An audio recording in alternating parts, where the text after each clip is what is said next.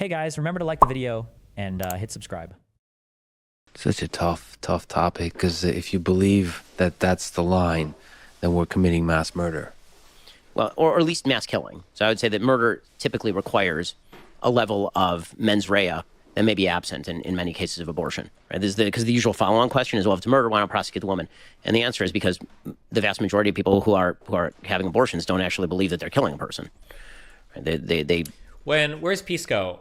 When it comes to mens rea, it's not mens rea of the outcome, isn't it? Mens rea of the action, or like, so for instance, let's say that I go to shoot a person in the leg because like I'm just going to shoot you in the leg, and then let's say that person dies, and you go to convict me of like some sort of form of murder, like whatever, second degree whatever murder.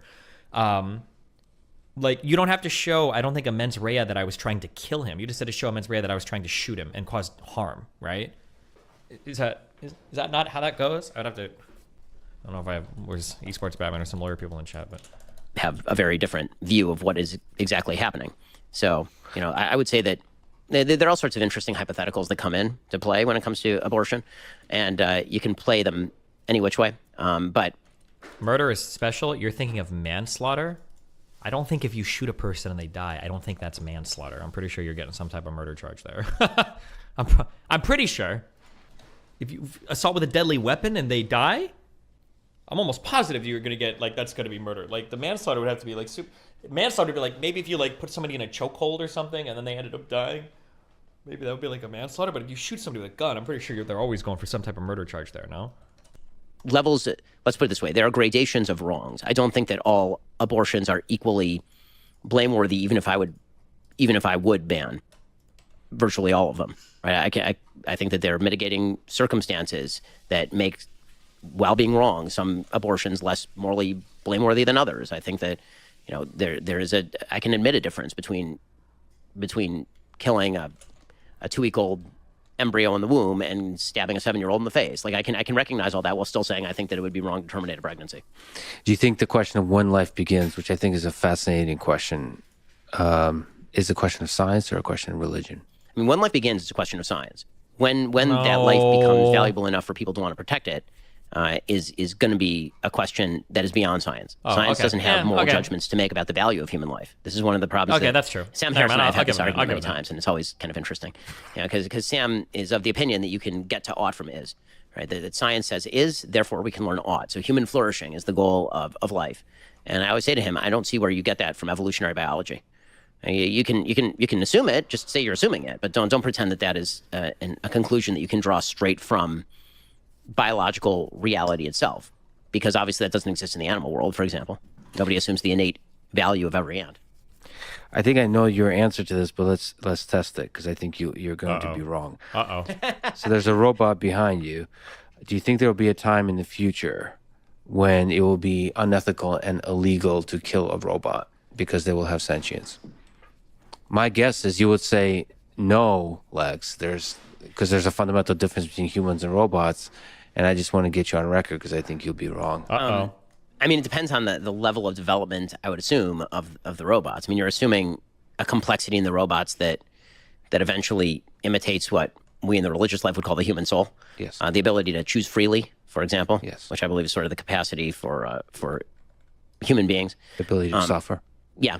If all of that could be proved and not programmed, meaning the freely willed capacity of a machine to do X, Y, or Z. You could not pinpoint exactly where it happens in the program. Right. Yeah. It's not deterministic. Yeah. Then it would raise serious moral issues, for sure. I'm not sure I know the answer to that question. Are you afraid of that time? I'm not sure I'm afraid of that time. I mean, it's any more than I'd be afraid if aliens arrived in the world and had these characteristics. Well, there's just a lot of moral complexities, and they don't necessarily have to be in the physical space. They can be in the digital space. There's an increased sophistication and number of bots on the internet, including on Twitter. As they become more and more intelligent, there's going to be serious questions about what is our moral duty to protect ones that have or claim to have an identity. And that'll be really interesting. Actually, what I'm afraid of is the opposite happening, meaning that people... The worst that should happen is that we develop robots so sophisticated that they appear to have free will, and then we treat them with human dignity. That should be the worst that happens. What I'm afraid of is the opposite, is that we, if we're talking about this particular hypothetical, that we develop robots that have all of these apparent abilities, and then we dehumanize them, which leads us to also dehumanize the other humans around us, which you could easily see happening. The devaluation of life to the point where it doesn't really matter. I mean, people have always treated, unfortunately, newly discovered other humans this way. So I don't think there's actually a new problem. I think it's a pretty old problem. It'll just be interesting when it's made of human hands. Yeah, it's an opportunity to either celebrate humanity or to bring out the worst in humanity. So the derision that naturally happens, like you said, with pointing out the other. Let me ask you about climate change. There's let's go from the meme to the profound philosophy. Okay, the meme is there's a clip of you talking about climate change and saying that the Aquaman meme. You said that for the sake of argument, Ben's even made fun of himself for that stupid fucking rises statement. 5 to 10 feet in the next 100 years, people will just sell their homes and move. And then the meme is sell to who? Can you argue both sides of that? The argument that they're making is a straw man. The argument that I'm making is over time. I don't mean that if a tsunami is about to hit your house, you can list it on eBay. That's not what I mean, obviously. What I mean is that human beings have an extraordinary ability to adapt. It's actually our best quality. And that as water levels rise, real estate prices in those areas tends to fall. That over time, people tend to abandon those areas. They tend to leave. They tend to, right now, sell their houses, and then they tend to move. And eventually, those houses will be worthless, and you won't have anybody to sell to, but presumably not that many people will be living there by that point, which is one of the reasons why the price would be low, because there's no demand. So it's over 100 years, so all of these price dynamics are very gradual relative to the other price dynamics. Correct. That's why the joke of it, of course, is that, like, I'm saying that tomorrow there's a tsunami on your doorstep, and you're like, oh, Bob will buy my house. Bob ain't gonna buy your house. Like we all get that, but it's a funny meme. I'll admit I laughed at it. How's your view on climate change? The human contribution to climate change, what we should do in terms of policy to respond to climate change. How has that changed over the years? I would say the truth is for years and years, I've believed that climate change was a reality, and that anthropogenic climate change is a reality. I don't argue with the IPCC estimates. I know climatologists at places like MIT or Caltech, and they know this stuff better than I do. So, the notion that climate change is just not happening or that human beings have not contributed to climate change, I find doubtful. The question is to what extent human beings are contributing to climate change. Is it 50%? Is it 70%? Is it 90%? I think there's a little bit more play in the joints there, so it's not totally clear. The one thing I do know, and this I know with factual accuracy, is that all of the measures that are currently being proposed are unworkable and will not happen. So when people say Paris Climate Accords, even if those were imposed, you're talking about lowering the potential trajectory of climate change by a fraction of a degree. If you're talking about Green New Deal, net zero by 2050, the carbon is up there in the air and the climate change is going to happen. Also, you're assuming that geopolitical dynamics don't exist. So everybody's going to magically get on the same page, and we're all going to be imposing massive carbon taxes to get to net zero by 2050. I mean, like hundreds of times higher than they currently are. And that's not me saying, that's Klaus Schwab saying this, of the World Economic Forum, who's a big advocate of exactly this sort of policy. And the reality is that we're going to have to accept that at least 1.5 degrees Celsius of climate change is baked into the cake by the end of the century. Again, not me talking, William Nordhaus, the economist, who just won the Nobel Prize in this stuff, talking. And so what that suggests to me is what we've always known. Human beings are crap at mitigation and excellent at adaptation. Right? We are very bad at mitigating our own faults. We are very, very good at adapting to the problems as they exist, which means that all of the estimates that billions will die, that there will be mass starvation, that we'll see the migration in just a few years of hundreds of millions of people, those are wrong. What you'll see is a gradual change of living. People will move away from areas that are inundated on the coasts. You will see people building seawalls. You'll see people adapting new technologies to suck carbon out of the air. You will see geoengineering. Right? This is the sort of stuff that we should be focused on. And the sort of bizarre focus on, what if we just keep tossing hundreds of billions of dollars at the same three technologies over and over in the hopes that if we subsidize it, this will magically make it more efficient? I've seen no evidence whatsoever that is. This is kind of true. When people give historical counterfactuals, one thing that irritates me is people like, oh, if this one thing would have happened, like World War II would have gone completely different. If this one thing would have happened like this. And it's like, okay, well, hold on. You're assuming if one thing happens and then nobody changes their behavior accordingly. Because like if one thing happens, then chances are, this group of people is going to act completely differently, which kind of changes everything at that point. I notice that people have a tendency to oversimplify when it comes to giving counterfactuals. Climate change is not going to be like one day all of the coastal areas are flooded and all the poor people die. It's probably going to be like a gradual changing of temperature, a gradual changing of sea level that's going to cause a gradual shift of people from one area to another. This is why I'm always saying that like climate change is not like an existential threat to humans. It might be like a dramatic threat to the way that we live our lives, but I don't think it's an extinction level thing. I don't think. But yeah, that is going to be the way that we get ourselves out of this. Necessity being the mother of invention. I think human beings will adapt because we have adapted and we will continue to adapt. So to the degree we invest in the threat of this, it should be into the policies that help with the adaptation versus the mitigation. Right. Seawalls, geoengineering, developing technology, suck carbon out of the air.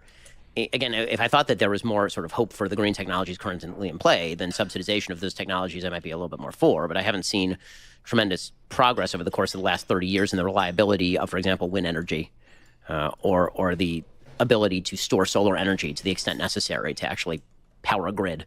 What's your thoughts on nuclear energy? Nuclear energy is great. Nuclear energy is a proven source of energy, and we should be radically extending the use of nuclear energy. It's one to me, honestly, this is like a litmus test question as to whether you take climate change seriously. If you're on right or left and you take climate change seriously, you should be in favor of nuclear energy. If you're not, I know that you have other priorities. Yeah, the fascinating thing about the climate change debate is the dynamics of the fear-mongering over the past few decades, because some of the nuclear energy was tied up into that somehow. There's a lot of fear about nuclear energy. It seems like there's a lot of social phenomena, social dynamics involved versus dealing with just science. It's interesting to watch. If on my darker days, it makes me cynical about our ability to use reason and science to deal with the threats of the world. I think that our ability to use reason and science to deal with the threats of the world is almost a time frame question.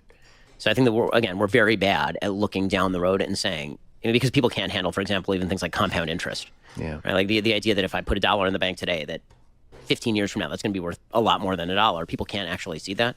And so is it worth a lot more than $1? Is it the 7? Is it the rule of 7? That in 15 years it'd be worth about $4? It wouldn't be worth that much more. Sorry, I don't know why I'm nitpicking that really hard. Idea of let's foresee a problem and then we'll deal with it right now as opposed to 30 years down the road. Typically we let the problem happen and then we solve it, and it's bloodier and worse than it would have been if we had solved it 30 years ago. But wait, it's not rule of 7. On like a 7 to 10% interest rate, what is the when do you double? Is it I thought it was every 10 years, or maybe it's every 7 years, but maybe it's every 10 years at 7% is what it does. There's a 69 rule too. There's a bunch of weird accounting rules like for napkin math and shit. But yeah, okay. It is, in fact, effective. And sometimes it turns out the solution that we're proposing 30 years in advance is not effective, and that can be a major problem as well. Well, that's then to steelman the case for fear-mongering, for irrational fear-mongering. We need to be scared shitless in order for us to do anything. Yeah. So that's I'm generally against that, but maybe on a population scale, maybe some of that is necessary for us to respond appropriate for 70 divided by rate of return. Threats. Gotcha. We should be scared shitless. But I don't think that we can actually do that, though. First of all, I think that it's platonic lies are generally bad, and then second of all, I don't think that we actually have the capacity to do this. I think that the people who are, the sort of elites of our society who get together in rooms and talk about this sort of stuff, and I've been in some of those meetings at my synagogues Friday nights. Actually, no, but but I was going to make the joke, but I'm glad you did. Yeah, I've been in rooms like Davos-like rooms, yeah. And when people discuss these sorts of topics, and they're like, "What if we just tell people that it's going to be a disaster with tsunamis and day after tomorrow?" It's like, you guys don't have that power. You don't. And by the way, you dramatically undercut your own power because of COVID to do this sort of stuff. Because a lot of the sort of, what if we scare the living hell out of you to the point where you stay in your own house for 2 years, and we tell you can't send your kids to school, and then we tell you that the vaccine is going to prevent transmission, and then we also tell you that we need to spend $7 trillion in 1 year and it won't have any inflationary effect, and it turns out you're wrong on literally all of those things. The last few years have done more to undermine institutional trust than any time in probably American history. It's pretty amazing. Yeah, I tend to agree with the only thing. Let me ask you back to the question of God, and a big ridiculous question: who's God? Who is God? So I'm going to do a Jordan Peterson. I'm going to use sort of the Aquinas formulation of what God is, right? That if there is a cause of all things, not physical things, if there is a cause underlying the reason of the universe, then that is the thing we call God. So not a big guy in the sky with a beard, like he is the force underlying the logic of the universe, if there is a logic to the universe, and he is the creator in the Judaic view of that universe, and he does have an interest in us living in accordance with the laws of the universe that if you're a religious Jew, are encoded in the Torah. But if you're not a religious Jew, it would be encoded in the natural law by sort of Catholic theology. Why do you think God created the universe? Or as is popularly asked, what do you think is the meaning behind it? What's the meaning of life? What's the meaning of life? So I think that the meaning of life is to fulfill what God made you to do, and that is a series of roles. I think that human beings, and here you have to look to sort of human nature, rather than looking kind of to big questions. I've evolved something that I've really been working on, and I'm writing a book about this actually, that I call colloquially role theory.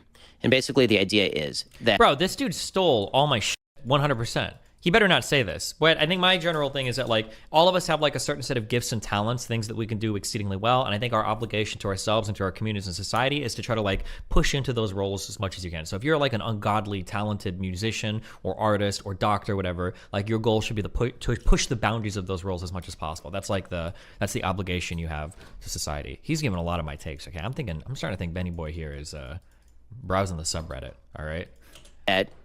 The way that we interact with the world is through a series of roles. And those are also the things we find most important and most implementable. Right? There's sort of virtue ethics, right, which suggests that if we act in accordance with virtue, like Aristotle, then we will be living the most fulfilled